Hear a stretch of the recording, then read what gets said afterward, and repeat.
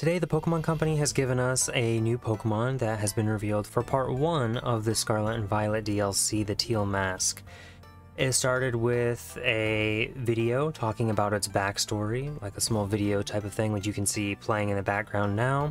And then about an hour later, they went ahead and dropped a gameplay trailer of it floating around in the world with a Sinistea, and it showed off a couple of its move animations and everything, so that was pretty cool. And the website has finally updated, so I want to go ahead and look at this Pokemon for a second. Now, it's very similar to Sinistea and Polchageist at a glance, but it's called Polchageist, and it is a tea caddy, which is what you put powdered matcha or green tea in Japanese culture. So the Sinistea line is black tea, Polchageist is green tea, which I think is really neat. It's cool that we're getting the two types of tea.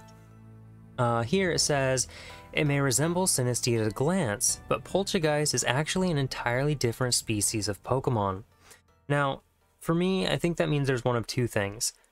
One, its name is Polchageist, but they're comparing it to Sinistea. So this thing could potentially evolve. Or two, this is a non-evolving Pokemon, and it's just a standalone base form that just so happens to have similar traits to Sinistea and Poltchageist. Anyways, looking at its category, it is the Matcha Pokemon. It is type Grass Ghost, which is the same type as Trevenant. It's actually the exact same height as Sinistea, 4 inches, but it's a bit heavier at 2.4 pounds. It has a new ability called Hospitality that we'll get into in a little bit. Moving down a little bit further, we can see a little bit more about what it is. It says, though ecologically similar to Sinistea, it's a completely different Pokemon. So once again, comparing it to Sinistea, not Poltergeist.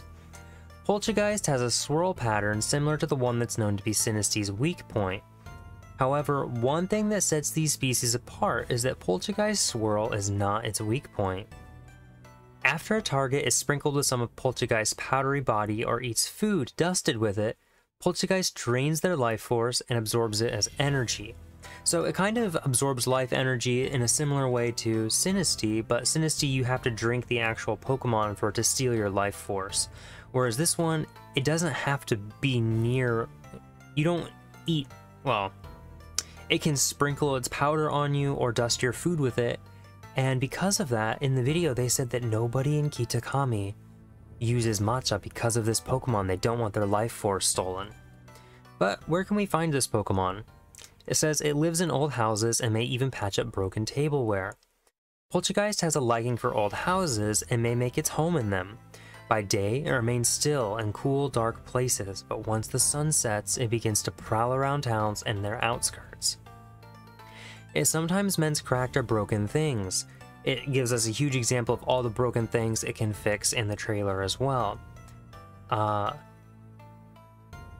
Polchageist may even take upon itself to repair broken tableware and other objects, which to me just kind of makes sense because a tea caddy is part of a matcha tea set, so it wants to fix things that are kind of similar to it, which I really like. And back to the new ability, Hospitality. Poltergeist's ability, Hospitality, is being introduced in the DLC for Pokemon Scarlet and Pokemon Violet.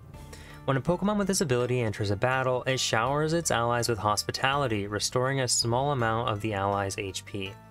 So that's really cool. You throw it into battle and it heals your allies a little bit. We don't know how much yet. It says a small amount, so probably not a lot, but we'll have to wait and see if what it actually does once the DLC comes out. But this Pokemon seems to be built around double battles, so we might get to see it being used in VGC and stuff like that. But anyways, I really like the design of this Pokemon. I think it's really cool. So because it's similar to the Sinistea and Poltergeist line, I wouldn't be surprised if it does evolve, but it could even have a pre-evolution. We just don't know enough information about this guy yet, but I definitely might want to put this guy on my team when I play through the Teal Mask again. But that's all we know about this Pokemon. Anyways, let me know what you think about this guy down in the comments below. Anyways, thank you so much for watching. See you next time. Peace.